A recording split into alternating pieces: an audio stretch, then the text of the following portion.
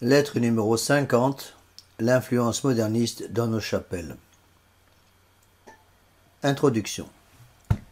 Lorsque saint Pédis mourut en 1914, il pleurait parce qu'il voyait arriver l'effroyable conflit de la Première Guerre mondiale, mais aussi parce qu'il savait qu'en dépit de tous ses efforts, le modernisme n'était pas mort, mais était simplement passé dans les catacombes, attendant des jours meilleurs pour ressurgir plus dangereux que jamais. En 1958, après la mort d'un autre grand pape, Pie XII, et l'arrivée de Jean XXIII, le modernisme entrait avec force dans l'Église. L'esprit de la Révolution planait toujours maintenant dans tous les couloirs du Vatican, liberté religieuse, écuménisme et collégialité. Les trois bombes à retardement avaient été dégoupillées, elles éclateraient avec le Concile Vatican II, 1961, 1965, la Nouvelle Messe, 1969, et Nouveau Code de droit canonique, 1983. Les catholiques de tradition ont parfois tendance à considérer que les modernistes, ce sont les autres, mais que celui qui est debout prenne garde de ne pas tomber. Sans moi, vous ne pouvez rien faire, déclare clairement notre Seigneur.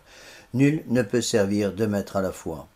Force nous est bien de constater que l'esprit de la Révolution est entré dans nos chapelles. Assurez-vous, on n'y célèbre pas la nouvelle messe, mais parfois une mentalité libérale a bel et bien pris pied dans le sanctuaire, l'esprit d'indépendance y est déjà solidement enraciné chez certains de nos fidèles. La foi catholique nous enseigne que nous sommes des créatures. Nous devons donc tout à notre Créateur qui nous maintient dans l'être par sa bonté. Le libéral, le moderniste sont des fanatiques d'indépendance. Ne voulant plus se reconnaître comme des créatures, ils deviennent leurs propres maîtres et donc leur propre Dieu. Certes, nos fidèles n'en sont pas tous encore là, mais cet état d'esprit existe souvent par la révolte, l'insoumission, la désobéissance, l'indocilité, l'esprit du monde, l'orgueil.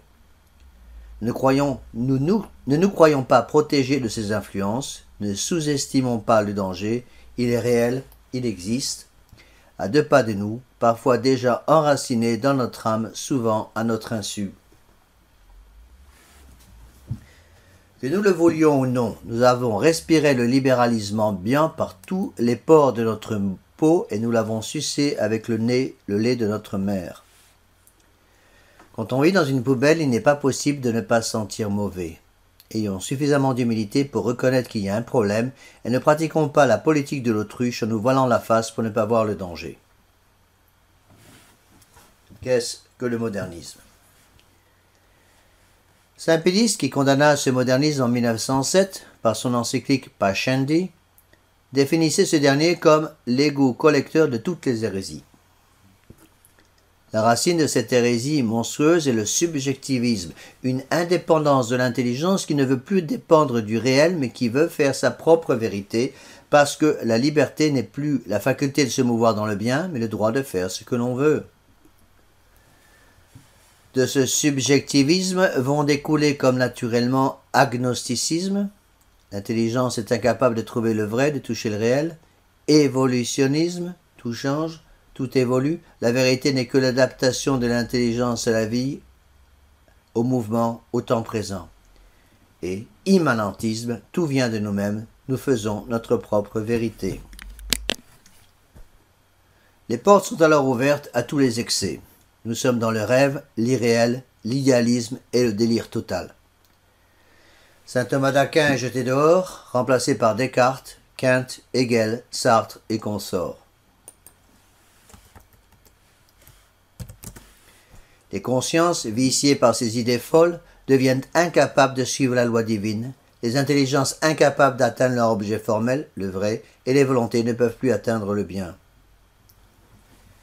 Les âmes se perdent comme un bouchon qui flotte à la surface des flots en furie, car la corruption des intelligences est bien plus grave et bien plus profonde que la corruption des mœurs. L'intelligence moderne est vraiment en péril de mort. L'esprit moderniste dans nos chapelles. Il est évident que le modernisme ne va pas rentrer tel quel dans nos chapelles. Le démon est bien trop malin pour cela. Le singe de Dieu va se recouvrir d'une peau de brebis afin de tromper plus facilement les âmes orgueilleuses, faibles ou naïves. Cet esprit moderniste va donc se traduire par l'esprit d'indépendance. Nos fidèles ne vont pas faire la grève, le poing levé sous le drapeau rouge, mais le mauvais esprit peut empoisonner surtout les jeunes naturellement tentés par tout ce qui brille. Cet esprit d'indépendance va aussi ainsi se concrétiser surtout par la désobéissance et la mondanité. De même que l'intelligence du modernisme se veut indépendante du réel, de même certains de nos fidèles se veulent indépendants de toute forme autoritaire non librement acceptée. Désobéissance. Sans doute, encore une fois, nos fidèles contaminés par ce virus ne vont-ils pas ouvertement se révolter, mais ils vont considérer que l'obéissance n'est acceptable que si la raison de l'ordre donné par le supérieur est comprise et s'ils sont d'accord avec l'ordre. Une obéissance comprise ainsi n'est plus une obéissance, car tous les mérites de cette vertu disparaissent.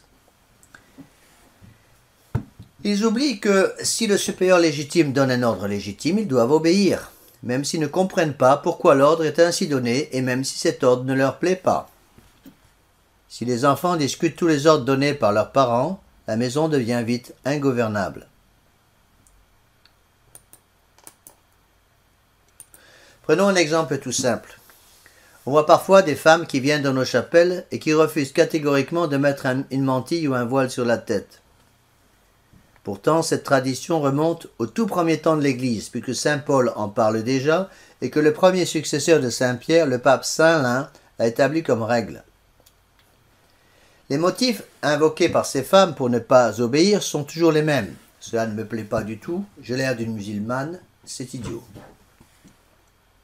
Certes, l'obligation du port de la mantille n'est pas une obligation sous peine de péché mortel, mais il n'en demeure pas moins que le refus de la porter représente une désobéissance à l'égard de l'Église.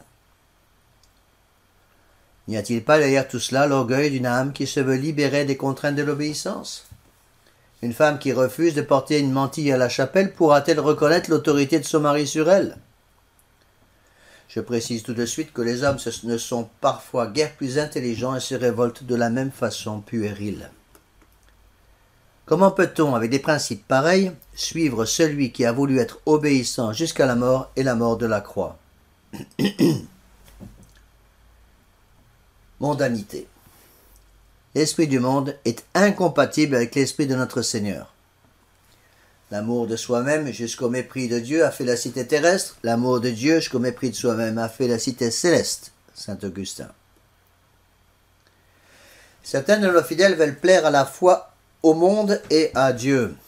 Nous ne voulons pas être des catholiques coincés, disent-ils. Nous voulons vivre dans le monde comme les gens du monde, avoir les mêmes lieux de vacances qu'eux, les mêmes divertissements. Nous ne voulons pas être différents. On retrouve là encore ce même esprit d'indépendance. Au premier temps de l'Église, les catholiques vivaient dans un monde rude, qui ne leur offrait en matière de distraction organisée que les bains publics, les jeux de cirque et le théâtre. Les pères de l'Église interdirent à ces premiers chrétiens ces trois divertissements mondains car ils étaient trop dangereux pour leur âme.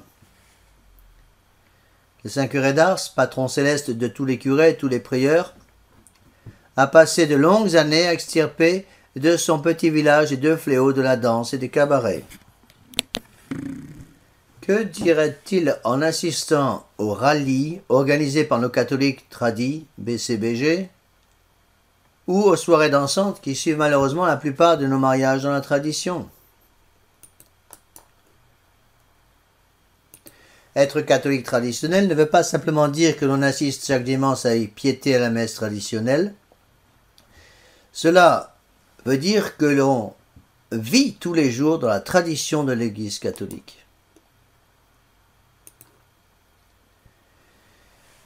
Les remèdes contre cet esprit d'indépendance.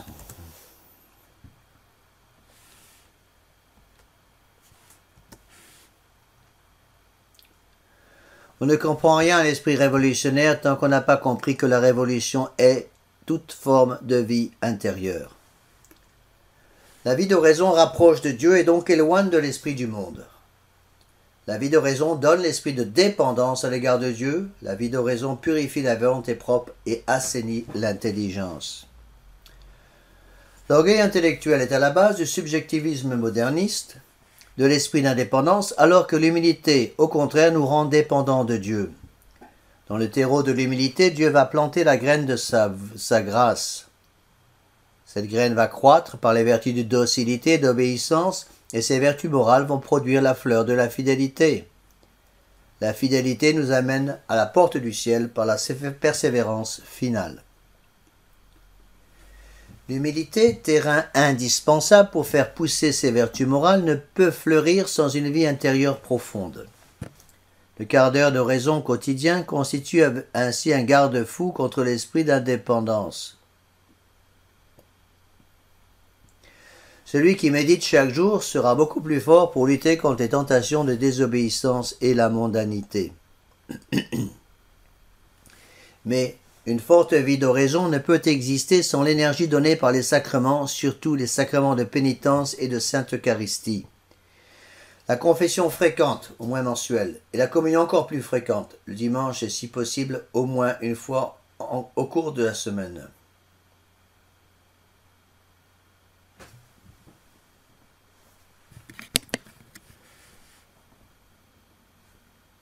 Si la pénitence et la Sainte Eucharistie sont indispensables, il faudra aussi une tendre dévotion envers la Mère de Dieu. Cela sera la goutte d'huile dans les rouages avec le chapelet quotidien. Celui qui conserve donc soigneusement à la fois les sacrements de pénitence, d'Eucharistie, l'oraison et le chapelet quotidien trouveront la force pour ramer à contre-courant et ainsi sauver leur âme. Sauver son âme. Conclusion.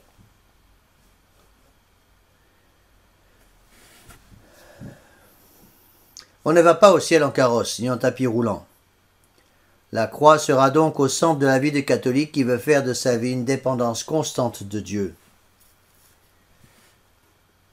Terminons par une longue citation de Monseigneur Lefebvre de février 1985. Nous sommes réellement dans la dépendance. Dépendance dans notre existence, dépendance dans notre salut. Et c'est cette dépendance qui caractérisait la civilisation chrétienne, cette dépendance de Dieu, du clergé, des rois, des familles, des individus. Tout était soumis à Dieu. Le principe était là. Et si évidemment le péché était malheureusement partout, du moins dans le principe tout dépendait de notre Seigneur Jésus-Christ qui était vraiment le roi accepté officiellement par toute la société, publiquement.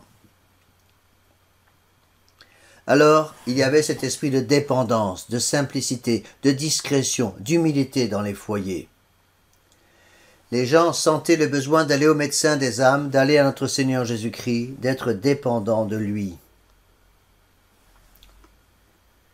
Cette dépendance met en nous le désir d'instaurer le règne de notre Seigneur Jésus-Christ partout, de tout instaurer dans le Christ, selon la devise de Saint Pie X, de tout ramener à la tête qui est notre Seigneur Jésus-Christ, rien en dehors de lui. Omnia instaurare in Christo. C'est la grande réalité qui se découvrira au ciel pour nous. C'est ce qui va nous frapper le plus au moment de notre mort.